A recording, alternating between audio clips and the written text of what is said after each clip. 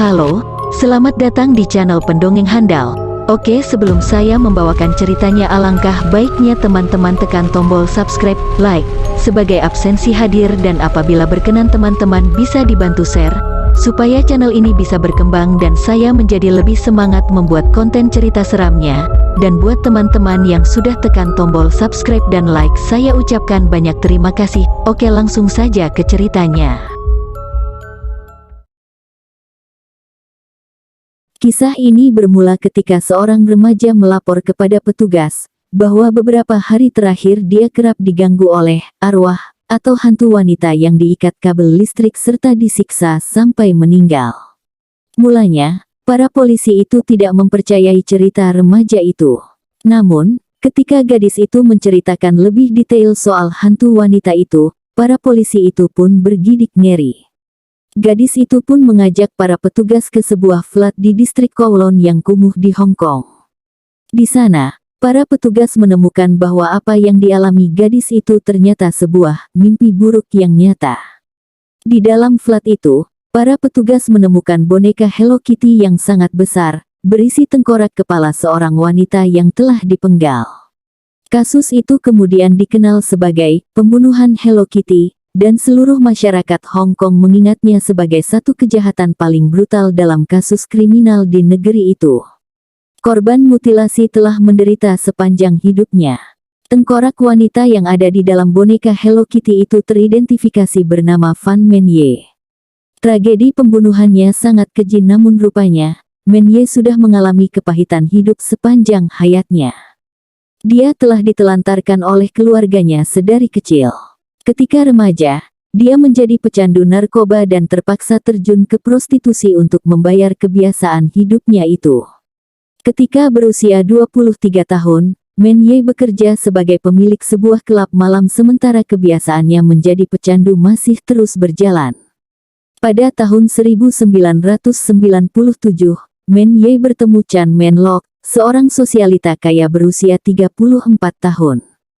Keduanya bertemu di sebuah klub malam dan merasa saling cocok satu sama lain. Men-ye seorang pelacur dan pecandu narkoba, sementara Men-lok seorang germo sekaligus pengedar narkoba. Karena sangat membutuhkan uang, suatu hari, Men-ye mencuri uang dari dompet Men-lok. Ketika tahu uangnya habis, Men-lok meminta dua anak buahnya, Leng Xingcho dan Leng Wailun, untuk menculik Men-ye. Men-lok berusaha memaksa Men-ye kembali ke pelacuran sehingga bisa memperoleh kembali uang yang dicuri darinya. Namun, Men-lok yang bejat berpikir bahwa melacurkan Fan Men-ye saja tidak akan cukup. Dia pun mulai menyiksa wanita itu. Selama lebih dari sebulan, Men-ye disiksa dengan sangat brutal, juga bahkan diperkosa dan dipaksa memakan kotoran manusia.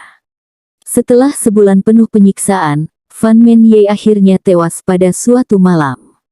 Men-lok dan dua anak buahnya membela diri mereka dengan berspekulasi bahwa Men-ye meninggal karena overdosis metamfetamin dan bukan karena luka-luka bekas siksaan mereka.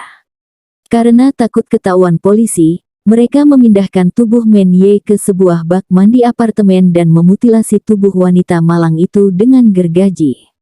Mereka juga dilaporkan merebus potongan tubuh itu agar tidak mengeluarkan bau busuk dan kemudian, dengan keji, mereka membuang potongan tubuh Men-ye bersama sampah rumah tangga.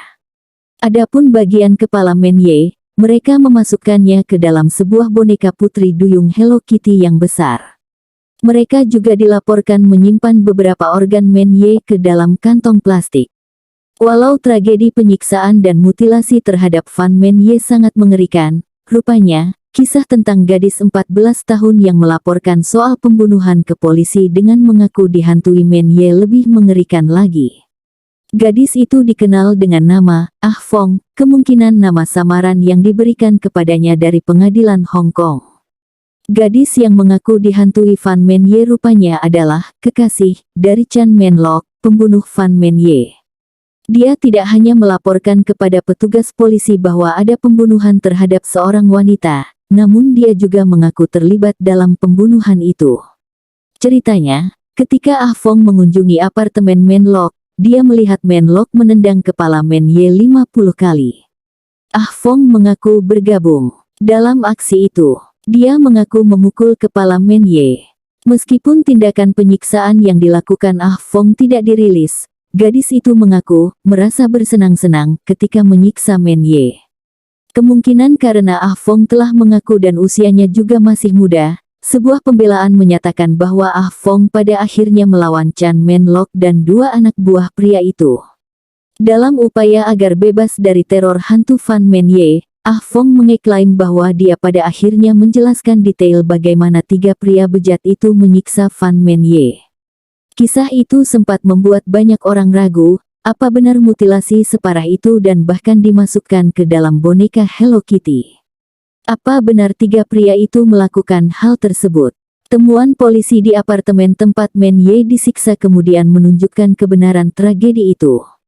Banyak pernak-pernik bernuansa Hello Kitty, mulai dari spray, tirai sampai handuk dan peralatan makan.